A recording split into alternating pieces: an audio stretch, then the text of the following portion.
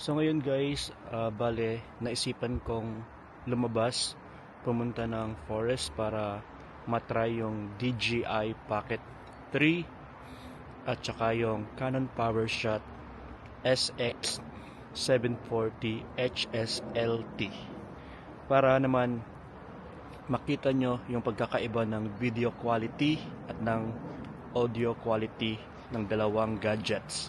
So let's go! So yung unang itatry natin yung Canon PowerShot at isi-set natin sa 4K na resolution. So let's try. Ngayon guys, yung gamit natin is yung Canon PowerShot SX740 HSLT.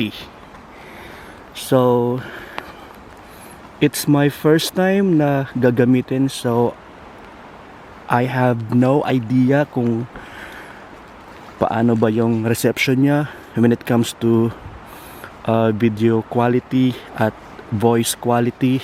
So malalaman ko yan mamaya pag na-upload ko na, kasi doon natin maririnig talaga yung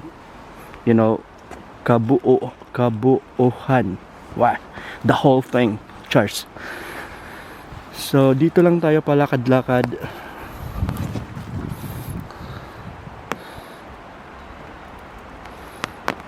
So gamit natin ngayon yung Canon PowerShot SX740 HSLT. LT ang haba ng pangalan.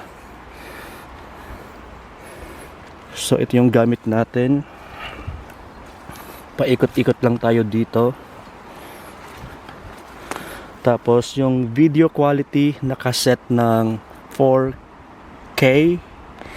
So I am expecting na magiging maganda yung quality ng video.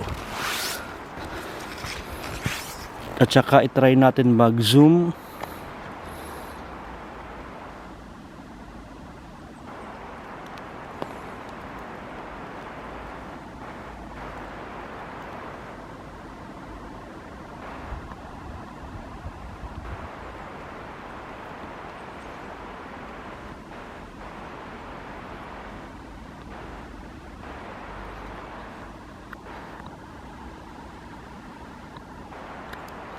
So yan.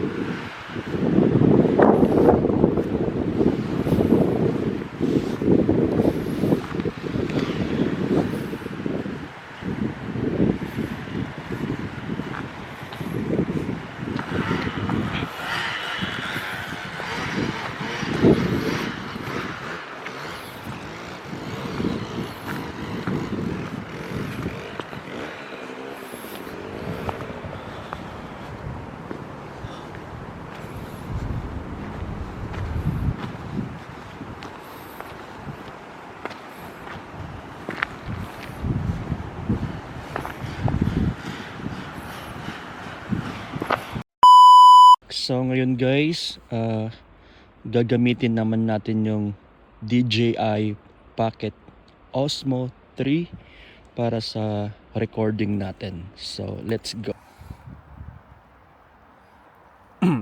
So ngayon guys, gagamitin naman natin yung DJI Pocket Osmo 3 para sa recording natin. So let's go.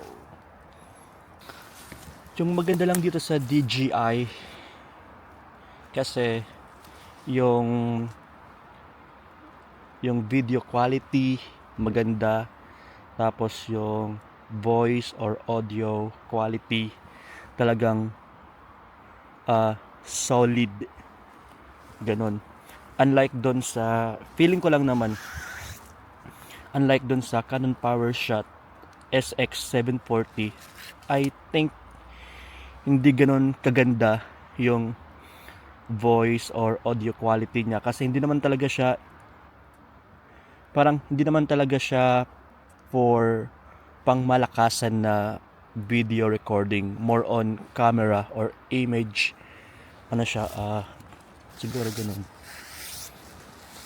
So let's go here kasi may nakita akong lalaki doon, nakakahiya magsalitang mag-isa, baka isipin niyang naan siya na ang person.